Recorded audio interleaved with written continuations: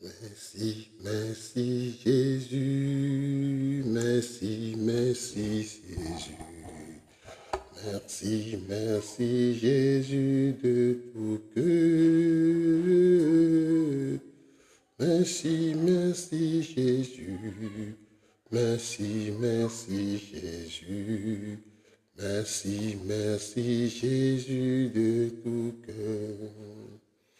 Merci, merci Jésus. Merci, merci Jésus. Merci, merci Jésus de tout cœur. Merci, merci Jésus. Merci, merci Jésus. Merci, merci Jésus de tout cœur.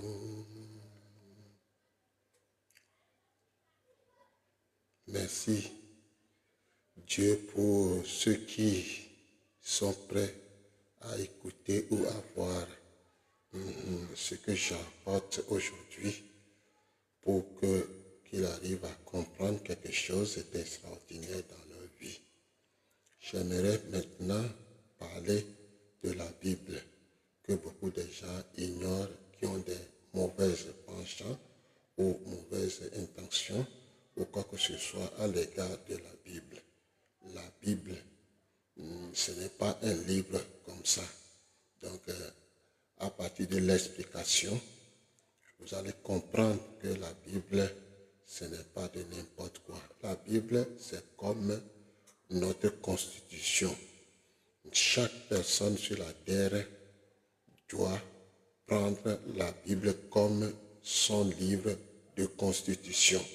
Son livre de constitution. Chaque pays a sa constitution. Chaque pays a sa constitution. Et c'est de là où tout citoyen ou citoyenne doit prendre ça et mettre ça en pratique pour avoir la paix et la sécurité dans sa vie, dans sa maison et dans le pays. Donc, aujourd'hui, nous allons passer le temps à parler de la Bible. La Bible. Qu'est-ce que c'est que la Bible? Pourquoi la Bible? Donc, qui ont écrit la Bible? Ainsi de suite. Donc, ayez vos oreilles ou vos yeux, que Dieu ouvre vos yeux et vos oreilles pour mieux comprendre, pour que personne ne vous trompe pas par rapport à la Bible. La Bible, la Bible. Donc, la Bible est prodigieuse par sa composition. Tous ces écrivains ont été une merveilleuse unité de doctrine et de pensée. Ces premières pages ont été écrites plus de 3500 ans et les dernières près de 1900 ans, écrites pendant une période de 17 siècles. Elles nous parlent avec le même propos et la même fraîcheur que si elles étaient écrites aujourd'hui exprès pour nous. Une quarantaine d'auteurs aussi différentes que possible par leur culture ou leur profession ont transcrit son message s'ignorant les uns les autres. Donc la Bible, c'est un livre prodigieux, compréhensible, accepté de tous. Si tu es enfant, tu es adulte, jeune, la Bible est destinée pour toi. Donc la Bible a été écrite par 40 auteurs ou 40 personnes de différents pays ou différentes villes, ainsi de suite. Je vais vous expliquer. Par exemple, si on prend le Nouveau Testament, Matthieu, c'est un érudit, un inspecteur de service des impôts. Il a écrit. Si nous prenons par exemple Luc, il est docteur en médecine et en même temps secrétaire pour l'apôtre Paul. Si on prend par exemple Marc, c'est le neveu de Pierre. Il a écrit aussi son évangile. Il est pêcheur de fonction. Jean, aussi qui a écrit l'Évangile selon Jean, les épîtres ainsi que l'Apocalypse, est un pêcheur. Donc il fait la pêche, Dieu les a utilisés pour écrire la Bible. Apôtre Paul a écrit 13 livres. L'apôtre Paul, c'est un docteur de la loi. C'est un docteur de la loi. Il a écrit 13 livres. 13 livres qu'on appelle épîtres de Paul aux Corinthiens, et puis de Paul aux Romains, et puis de Paul aux Thessaloniciens, ainsi de suite. Quand on revient dans l'Ancien Testament, par exemple, David qui a écrit les psaumes, il est berger. Il amène des moutons au pâturage. Il est écrivain. Il est dirigeant. Il a dirigé Israël pendant 40 ans. Il a écrit les psaumes et ainsi que certains livres de la Bible. Donc, la fonction de David, c'est il est berger. Quelqu'un qui amène les moutons au pâturage. Vous voyez, si on prend le cas de Josué, on peut l'appeler aujourd'hui général de guerre. Général de guerre, il a écrit un livre aussi. Moïse, aujourd'hui, on peut le prendre comme président de la République. Il a étudié à l'université en Égypte. C'est un docteur. Il a étudié beaucoup de choses en Égypte avant de prendre Dieu l'a commandé de venir chercher le peuple Israël pour l'amener à Canaan. Donc, il a écrit 5 livres. Genèse, Exode, Deutéronome, Lévitique et Nombre. Ce sont les premiers livres de la Bible. Et si on prend par exemple Amos, prophète, Amos, c'est un cultivateur de sycomore. C'est une plante. Et élève et fait l'élevage aussi. Il a écrit un livre. Si on prend Ésaïe, il est prince. Il a été à l'école, il a écrit aussi le livre d'Ésaïe.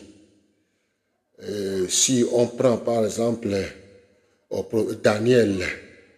Daniel était presque aussi un grand homme dans le pays de Babylone. Et lui aussi, il a commandé, il est gouverneur de certaines villes à Babylone, aujourd'hui Irak. Donc Dieu a choisi 40 personnes avec différentes formes d'études et de culture. Si on prend par exemple le livre de Matthieu était un collecteur des services des impôts. La manière qu'il a écrit la Bible est différente de ce que Jean a écrit. Donc il y a les thèmes centraux qui montrent leur niveau de culture, leur niveau d'école. Si par exemple, si on prend maintenant le livre Amos, en écrivant, il a parlé des arbres, il a parlé des animaux, il a codé en disant ceci ou cela. Si on prend David, il a écrit les psaumes. Les psaumes, ce sont des chants qu'il chantait quand les animaux broutaient des herbes ou il se repose quelque part, il les donne, il les laisse à se reposer. C'est pourquoi, par exemple, il a écrit, par exemple, Psaume 23 qui dit « L'Éternel est mon berger, je ne manquerai de rien. » Donc voilà, son thème central, ça parle de l'agriculture, ça parle de comment il a vécu dans la brousse avec les animaux. Il a lutté avec des animaux. Il a dit même, il a lutté contre les ours, les lions, ainsi de suite. Et c'est lui qui a la force de détruire Goliath, 3 mètres de haut, 1 mètre de large. Il a 12 doigts et 12 orteils. très élancé, 3 mètres. Quand tu le vois, tu vas trembler. C'est lui, David, que Dieu a donné la force de détruire Goliath par la fronde. La fronde. Donc, Dieu a utilisé 40 personnages de différents pays, de différentes nationalités, pour pouvoir écrire et rassembler ce livre-là. Et ce livre contient 66 livres, 39 pour l'Ancien Testament, 27 pour le Nouveau Testament. Nouveau Testament. Donc, elle nous parle d'une quarantaine d'auteurs aussi différentes que possible par leur culture et leur profession. Ou leur profession, ont transcrit son message s'ignorant les uns les autres. Ce qui différencie la Bible de tout autre livre, c'est précisément son origine et sa nature. Nous sommes en face d'un livre absolument unique et qui ne peut être comparé à un autre livre, car la Bible est la parole de Dieu. La Bible est la parole de Dieu. Voilà sa définition. La Bible ne contient pas la parole de Dieu, mais la Bible est la parole de Dieu. Et cette parole est destinée pour toi qui m'écoutes ou toi qui me vois là. C'est destiné pour nous. C'est destiné, c'est notre constitution. Je disais souvent que quand on achète un appareil, cet appareil s'accompagne souvent d'un petit livret, comme on appelle comment manœuvrer pour pouvoir ouvrir cet appareil. C'est la même chose pour nous, la Bible. La Bible, c'est un emploi. Pour nous, c'est une lettre d'amour que Dieu nous a donnée, une lettre d'amour, une lettre de paternité. Pour nous, en tant que Père, il a sa parole, il a ses messages, ses instructions, ses ordonnances, ses commandements. C'est pour notre bien, pour mettre des garde-fous autour de notre vie, pour qu'on ne puisse pas tomber dans le péché et peiner, en souffrant imperturbablement sur la terre. C'est un garde-fou que Dieu nous a donné. La Bible est inspirée de Dieu, c'est-à-dire que Dieu a communiqué sa pensée aux hommes qu'il a choisis à cet effet. Ce ne sont pas des sentiments ou des idées que Dieu donne à ses prophètes ou apôtres. Ce sont des messages, ces paroles, une parole révélée, donnée par le moyen du Saint-Esprit. On peut lire ça dans 2 Pierre 1, verset 21, dit Pierre. Donc Dieu a choisi ces 40 personnes-là, un peu partout. Il a mis quoi? Sa pensée ou ses pensées dans l'esprit de la personne, et la personne, le Saint-Esprit, le pousse à écrire. C'est comme un patron ou un directeur qui est en train de dicter à son secrétaire ou à sa secrétaire une sorte de lettre de demande ou quoi que ce soit, et la secrétaire ou le secrétaire rédige la lettre correctement et le montrer au patron, et le patron dit ok, c'est bon, fais ceci, fais cela. C'est la même chose que Dieu a destiné pour nous. Dieu ne veut pas qu'on demeure dans l'ignorance. C'est pourquoi il a tout fait, mon frère et ma soeur. Il a tout fait pour mettre ces garde-fous autour de nous.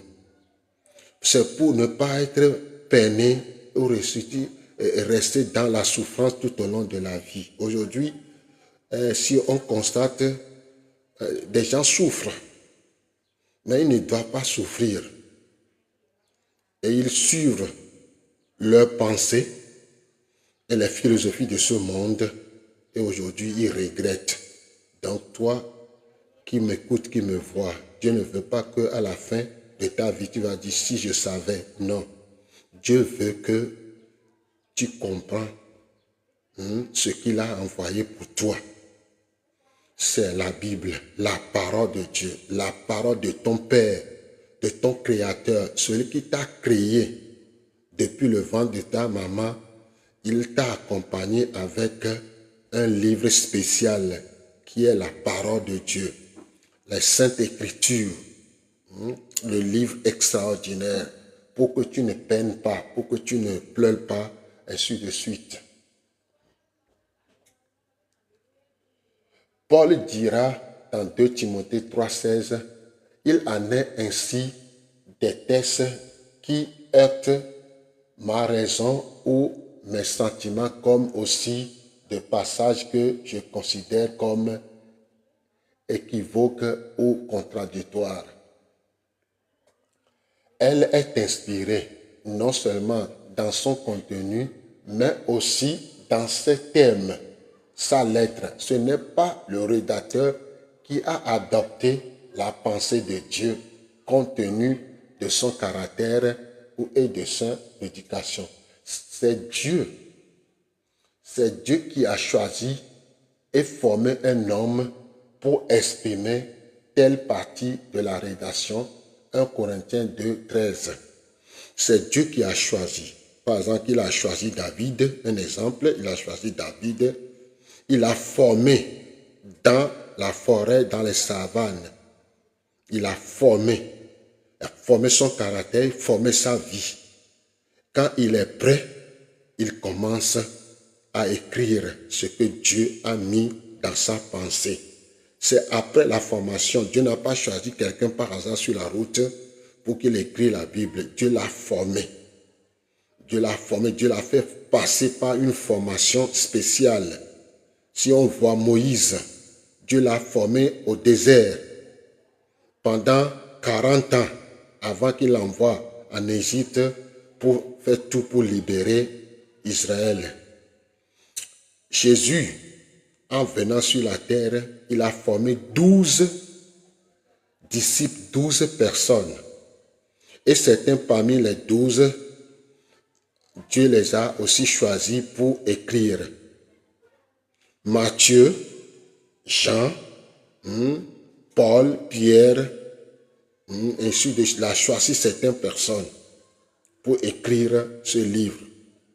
C'est la même chose, il a choisi Amos, Zacharie, Malachie, Daniel, Osée, Ézéchiel, Ésaïe, ainsi de suite. Ruth, Josué, Samuel aussi, Dieu l'a aidé ou Dieu l'a poussé à écrire plusieurs livres. 1 Samuel, 2 Samuel, 1 Chronique, 2 Chroniques, ainsi de suite. Il a écrit, il est presque président de la République, prophète, souverain sacrificateur, poète, ainsi de suite. Dieu n'a pas fait toutes ces choses par hasard. C'est pour notre bien. C'est pour notre bien.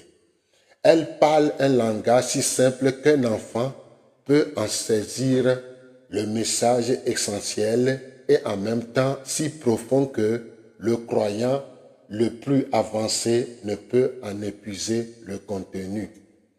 Elle montre une connaissance parfaite de l'homme à tous les stades de son histoire. Alléluia. Pour comprendre l'homme, là, c'est la Bible.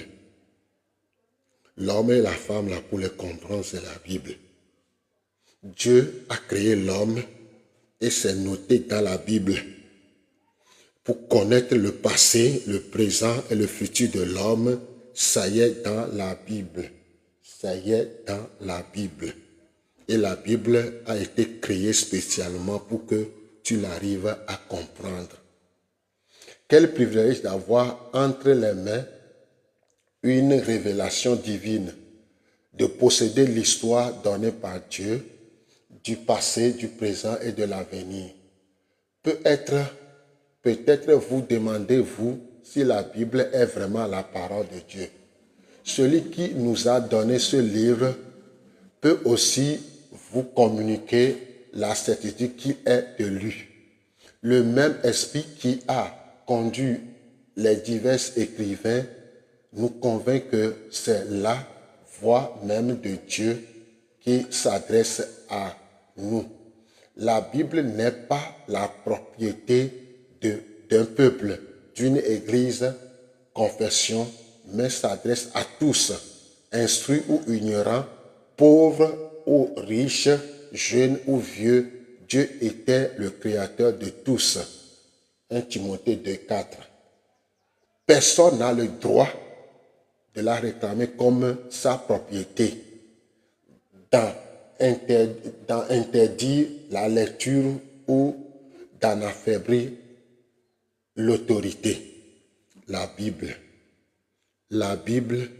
personne n'a le droit de dire que ça m'appartient. Peuple, tribu ou quoi que ce soit, non. La Bible a été destinée pour toi et moi sur cette terre. Pour voir un jour ce Créateur extraordinaire, nous devons mettre sa parole de Dieu en pratique. Nous devons le faire. Ce n'est pas difficile. Tu es instruit ou pas, Dieu est capable. Les gens n'ont pas mis pied à l'école. Il y a beaucoup de gens qui ont écrit la Bible, ils n'ont pas mis pied à l'école. Par exemple, Jean n'était pas à l'école, Pierre n'a pas fréquenté, Marc n'a pas fréquenté, Matthieu a fréquenté, Paul a fréquenté et beaucoup de gens ont fréquenté.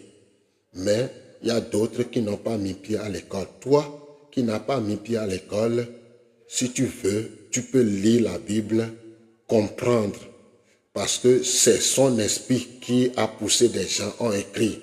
Quand tu dépends du Saint-Esprit, Dieu va t'expliquer et tu vas lire la Bible couramment. J'ai connu des femmes qui n'ont pas mis pied à l'école, mais quand ils font tout pour pouvoir y persévérer, aujourd'hui, ils lisent la Bible ou elles lisent la Bible correctement. Et ça les a aidés à mieux vivre sur cette terre. Donc, c'est pourquoi personne n'a le droit de dire que ceci m'appartient. Non, non, c'est une fausse idée. Donc, toi qui m'écoutes, toi qui me vois, la Bible, c'est pour toi. Ici, il n'y a pas question de religion. Il n'y a pas question d'ethnie. Il n'y a pas question de tribus, de peuples, de nations. La Bible est destinée pour nous. D'abord, avant qu'on ne vienne sur la terre, Dieu a inscrit les œuvres de la loi, de la Bible dans notre cœur. Ceux qui ont une Bible pouvaient lire Romains 2 à partir de 14 à 16. Ta conscience, la conscience, Dieu a mis sa parole dans ta conscience. C'est pourquoi tu sais le bien et le mal. C'est l'œuvre de la loi qui est écrite, gravée dans ton cœur. Tellement que des fois quand tu commets des bêtises, tu pleures ou des fois tu t'énerves. Et des fois quand tu fais du bien, tu es content, tu siffles, tu chantes. Ça montre que l'œuvre de la loi est écrite dans ton cœur. Ta conscience en a l'auteur. Et en plus, il t'a donné la Bible. Il y a la conscience et puis la Bible.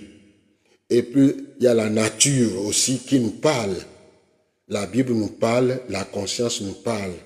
C'est pourquoi, devant Dieu, on ne va plus excuser que, oh Dieu, je ne te connais pas, je n'ai pas lu ceci ou cela. Non. Déjà, dans ta conscience, les œuvres de Dieu sont là. La loi est là. La nature nous parle. La nature nous parle. Donc, pour mieux faire tout ça là, nous avons besoin de comprendre la Bible.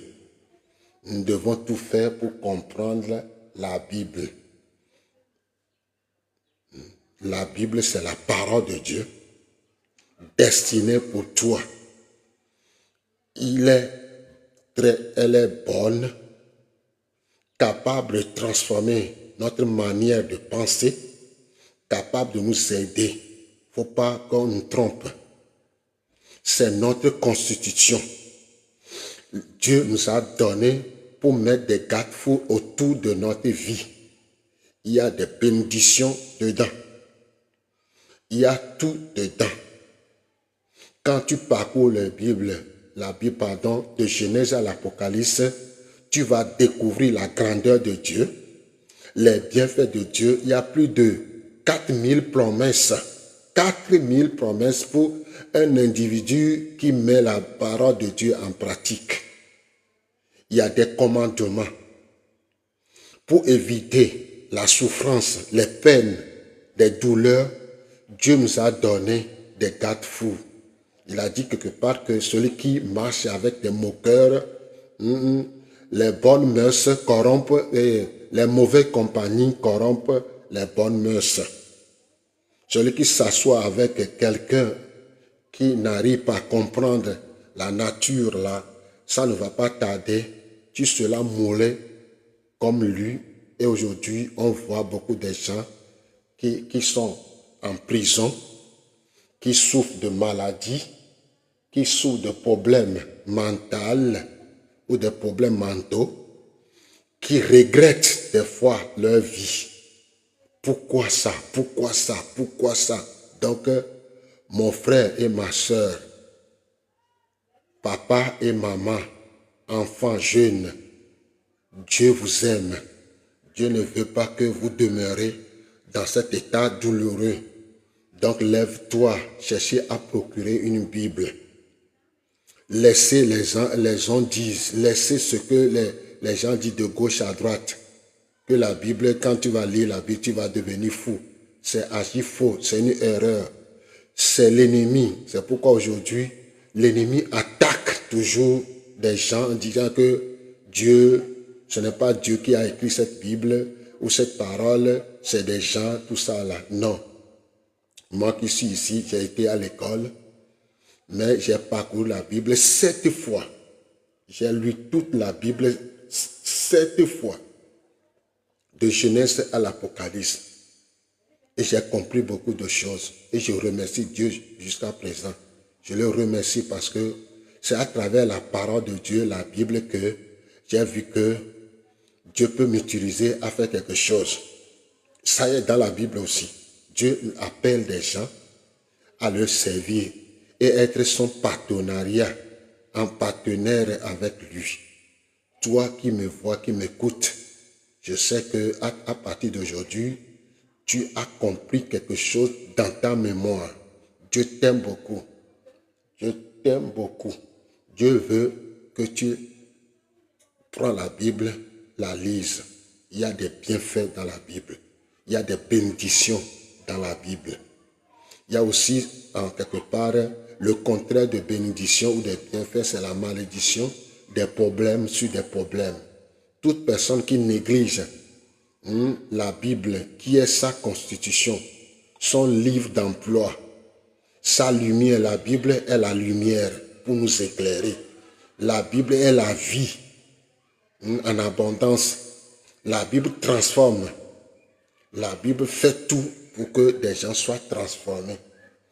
Donc, Dieu transforme. Moi, ici, là, avant, dans ma vie, avant, j'ai appris à faire beaucoup de choses. Karaté, judo, boxe, sport de violent, tout ça, là.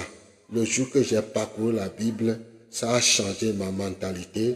Mon intelligence est renouvelée et je me suis approché de lui et je m'accroche à lui jusqu'à ce jour. Et j'ai la Bible à la maison. J'ai la Bible dans le portable.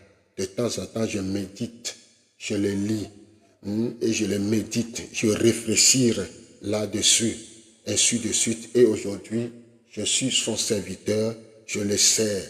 C'est pourquoi le Saint-Esprit m'a parlé de passer par TikTok, Facebook et Instagram pour nourrir, pour faire avancer beaucoup de gens dans la vie. Si Dieu a fait pour moi, toi qui me vois, qui m'écoutes, Dieu peut faire aussi quelque chose d'extraordinaire dans ta vie. Dieu n'a pas changé. Dieu n'a pas changé. Il était à ce qu'il est avant et aujourd'hui. Que Dieu vous bénisse. C'est votre serviteur, Komla Awuja, missionnaire, au numéro 99, 48 35 45 plus 228 99 48 35 45. Si tu as des questions, tu es le bienvenu. Merci, que Dieu vous bénisse.